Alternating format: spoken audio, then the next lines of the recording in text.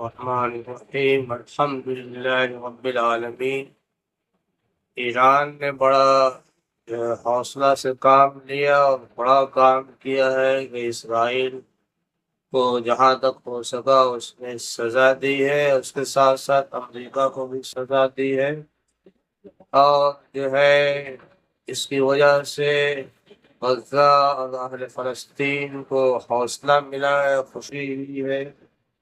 کہ جو ہے انتقام کا انتقام، وجزاء سیئۃ سیئۃ مثلھا، کس طرح اس نے جو ہے پاک کیا، اہل فلسطین کو نقصان پہنچایا، تو جو ہے اللہ تعالیٰ نے ایران کو اس پر مسلط کیا۔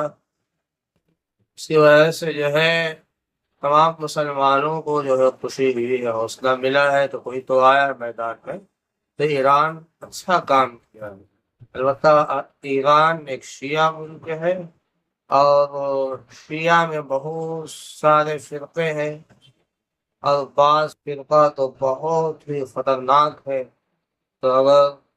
ان کے عقائد بہت خطرناک ہے، اگر وہ عقائد اہل ایران کے ان فرقوں کے اندر پائے جاتے ہیں تو جو ہے بہت تکلیف دہ ہے۔ تو ایران کا امریکہ اور اسرائیل کو سزا دینا، اس سے انتقام لینا، اس کا تعلق حق اور باطل سے نہیں ہے۔ اللہ تعالیٰ جس سے چاہتا ہے کام لے لیتا ہے، تو جو بعض گندے عقائد اگر جو ہے ایران کے شیعوں کے اندر ہے تو جو ہے بہرحال وہ عقائد صحیح نہیں ہے، آپ سنیں گے تو آپ کو خود ہی بات سمجھ میں آ جائے گی۔ تو ایران کا پاور بڑھنے کی وجہ سے کچھ مسلمان یہ سمجھنے لگے ہیں کہ شیعہ حق پر ہے، تو میں جو ہے کچھ سنا دیتا ہوں، حوالے سے سناتا ہوں۔ کتاب کا نام ہے اختلاف امت اور صراط مستقیم، حصہ اول، حصہ دوم، اور مصنف ہے علامہ محمد یوسف لدھیانوی، اور صفحہ نمبر آپ نکالیں گے 15 16 17 وغیرہ، تو اس میں آپ کو یہ بات مل جائے گی، آپ دیکھ لیجیے گا۔ اس میں سے ہم کچھ آپ سے بیان کر رہے ہیں کہ ان کے عقائد، ان کے اصول کیسے ہیں، تو سماعت فرمائیے۔ فرماتے ہیں کہ شیعوں کا دوسرا سب سے بڑا اصول صحابہ کرام سے بغض و عداوت ہے، یعنی شیعہ جو ہے حضرات صحابہ سے بغض اور عداوت یعنی دشمنی رکھتے ہیں۔ نبی علیہ السلام کے صحابہ سے شیعہ کو دشمنی ہے، نعوذ باللہ۔ شیعوں کے نزدیک پیارے پیغمبر صلی اللہ علیہ وسلم کے بعد تمام صحابہ جنہوں نے حضرت ابوبکر کے ہاتھ پر بیعت کی، جن میں خود حضرت علی بھی شامل ہے، وہ نعوذ باللہ اس فعل کی وجہ سے سب کے سب کافر اور مرتد ہو گئے تھے۔ یعنی شیعہ کا عقیدہ یہ ہے کہ سارے صحابہ ابوبکر صدیق وغیرہ بھی جو خلیفہ اول ہے یا غال ہے، سب کافر ہو گئے تھے، نعوذ باللہ، کیونکہ انہوں نے امام معصوم یعنی حضرت علی کے ہاتھ پر بیعت نہیں کی، اس لیے وہ سب کافر ہو گئے۔ اور چونکہ تینوں خلفاء کے زمانہ میں حضرت علی نے بھی مسلمانوں کو اپنی بیعت کی دعوت نہیں دی، بلکہ خود ان تین حضرات کے ہاتھ پر بیعت فرمائی، اس لیے شیعہ صاحبان حضرت علی سے بھی خفا ہے۔ شیعوں کا یہ نظریہ جس قدر باطل اور غلط ہے، اس پر کسی تبصرہ کی ضرورت نہیں۔ اس عقیدے کا مطلب یہ ہے کہ پیارے پیغمبر صلی اللہ علیہ وسلم کا دنیا میں تشریف لانا نعوذ باللہ بالکل لغو، بیکار اور بے سود ثابت ہوا۔ اسلام کا دعویٰ تو یہ ہے کہ وہ قیامت تک انسانیت کی رہنمائی کے لیے آیا ہے، مگر شیعہ عقیدہ یہ کہتا ہے کہ بالکل غلط۔ اسلام تو پیغمبر صلی اللہ علیہ وسلم کے بعد ایک دن بھی آگے نہیں چلا، سن لیجیے، بلکہ وہ پوری کی پوری جماعت جو پیارے پیغمبر صلی اللہ علیہ وسلم نے 23 سال کی مسلسل محنت کے بعد تیار کی تھی، اور جن کو اپنے درمیان اور آنے والی امت کے درمیان واسطہ بنایا تھا، وہ آپ صلی اللہ علیہ وسلم کے غلط کے دن ہی نعوذ باللہ مرتد ہو گئے. بات تو سمجھ رہے ہوں گے. اس سے ظاہر ہوتا ہے کہ شیعہ مذہب اسلام کی نفی کا نام ہے. اور شیعہ جو ہے ان باتوں سے سنبھالا، ان کے عقائد کی باتوں سے،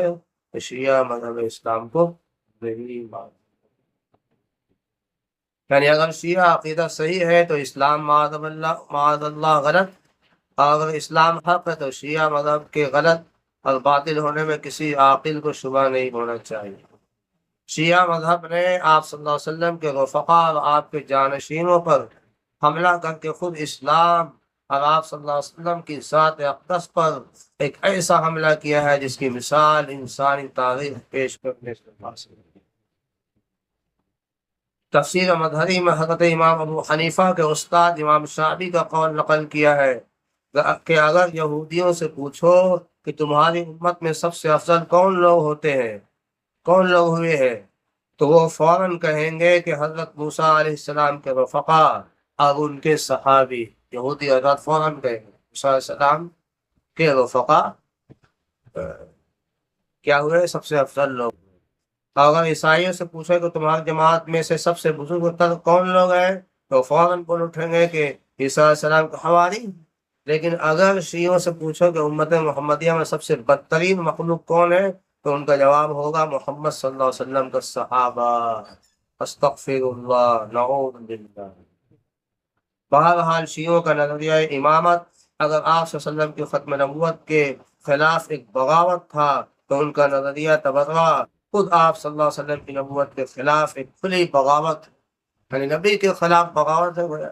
اور کوئی شخص آپ صلی اللہ علیہ وسلم پر جو ایمان رکھتا ہو یہ تسلیم نہیں کر سکتا ہے کہ آپ صلی اللہ علیہ وسلم کی تیار کی ہوئی پوری جماعت آپ کی آنکھیں بند کرتے ہی نعوذ باللہ گمراہ اور مرتد ہو گئی تھی. کوئی بھی عقل مند آدمی تسلیم کرے گا کہ آپ صلی اللہ علیہ وسلم نے جن صحابہ پر 40 سال کی نبوت جو نبوت ملی، جو ہے نبوت ملنے کے بعد سے 40 سال کی عمر سے 53